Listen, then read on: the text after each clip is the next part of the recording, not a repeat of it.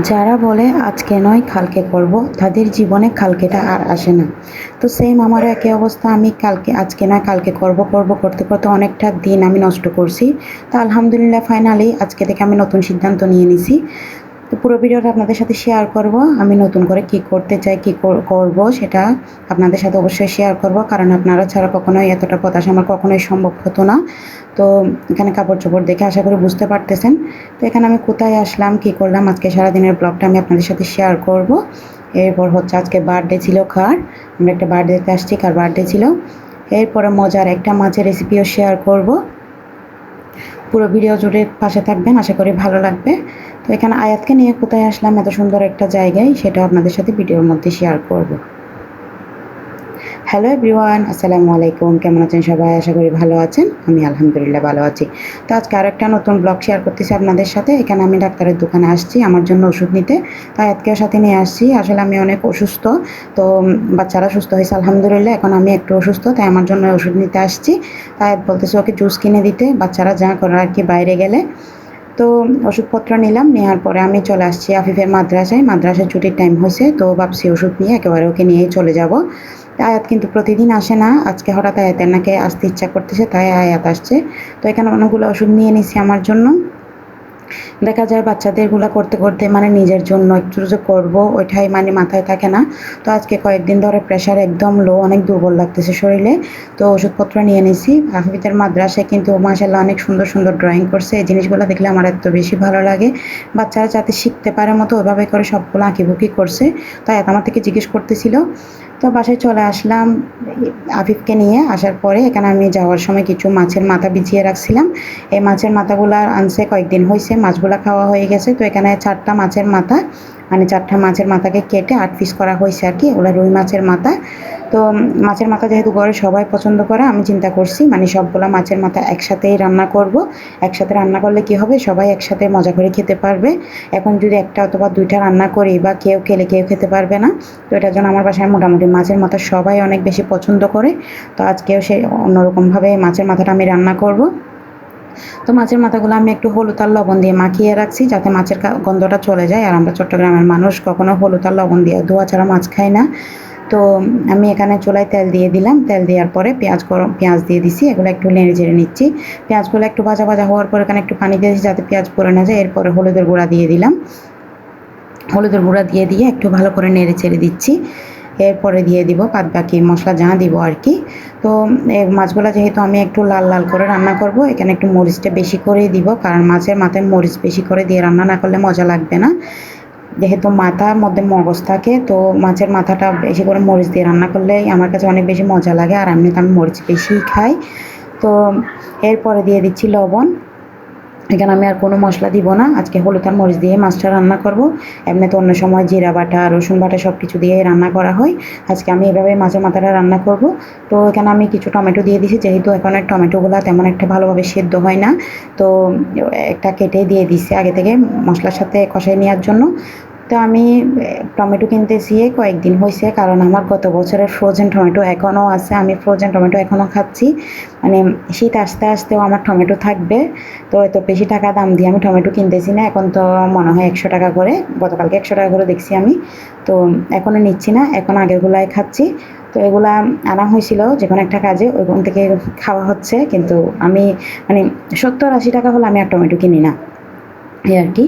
তো এখানে মাছের মাথা সবগুলা দিয়ে দিলাম। মাছের মাথা দিয়ে দেওয়ার পরে এখন এগুলোকে ভালো করে কষিয়ে নিব। এরকম করে মাছের মাথা ভুনা করলে কিন্তু অসাধারণ হয়।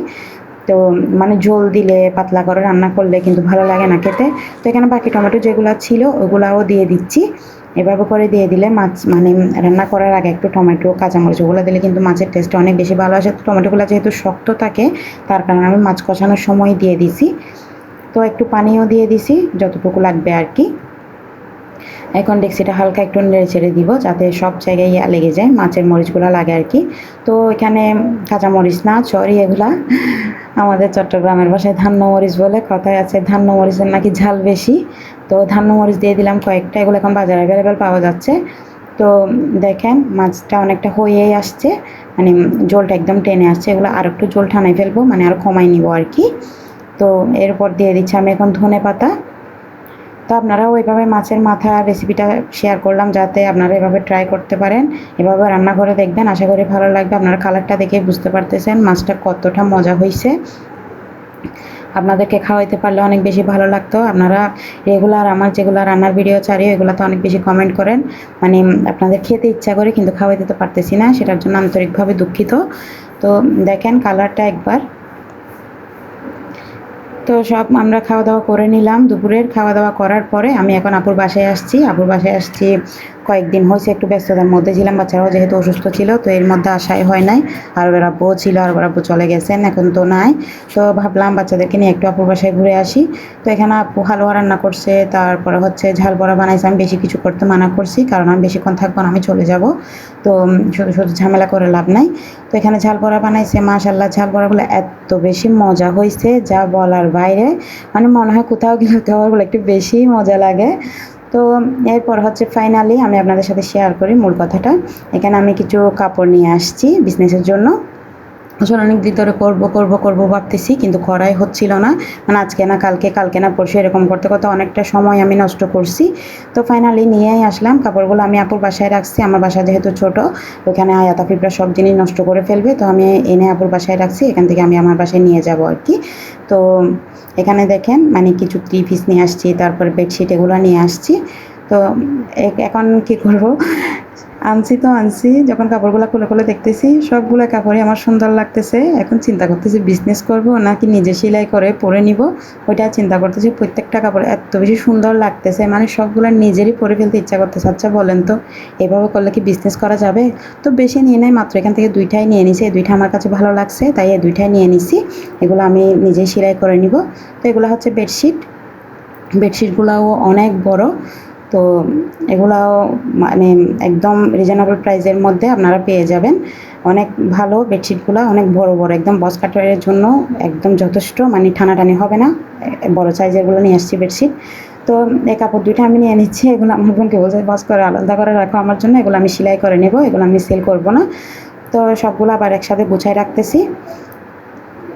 এগুলো গুছিয়ে রাখার পরে এখানে হচ্ছে মাইমুনার বার্থডে ছিল আজকে। তো ওকে বলতেছি তুমি এটা কী নিয়ে আসছো, রেড ভেলভেট কেন নিয়ে আসছো? ও বলছে আন্টি রেড ভেলভেট নিয়ে আসছি যাতে সবাই আমাকে সারা জীবন ভালোবাসে মতো, এই আর কি। তো ও নিয়ে আসছে। আর ওই ইয়াটা যখন ফ্রিজের মধ্যে রাখছে তাই জ্বালাইতে একটু কষ্ট হচ্ছিল, অনেকটা সময় লাগছে এটা জ্বালাইতে। তো এরপরে আমরা কেক কাটতেছি, বার্থডে গার্ল কেক কাটতেছে, আমাদেরকে একটু একটু খাওয়া হবে। এই কাজটার জন্য মূলত আজকে এখানে আসা হয়েছে। ও রাগ করতেছে না আসলে, ও বলছে আপনাদেরকে আসতেই হবে, আয়াত আফিফদেরকে আসতেই হবে। তো তাই চলে আসলাম এখানে। তো ওরা কেক পেয়ে অনেক খুশি, বাচ্চাদের তো বার্থডে দিন একটা কেক হলেই চলে, আর কিছু লাগে না। তো মাইমুন বলতেছে আন্টি আমি আমার বার্থডের কেক তো কাটতাম না, আয়াত আফিফদের জন্য আমি আমার বার্থডের কেকটা কাটছি। তো মোটামুটি কেক খাওয়া শেষ আমাদের। তো এখন আমরা বাসায় চলে যাব। আজকের ভিডিওটা এই পর্যন্ত। ভালো লাগলে চ্যানেলটা সাবস্ক্রাইব করবেন, একটা লাইক করবেন। সবাই ভালো থাকবেন, সুস্থ থাকবেন। টাটা, বাই বাই, আল্লাহ।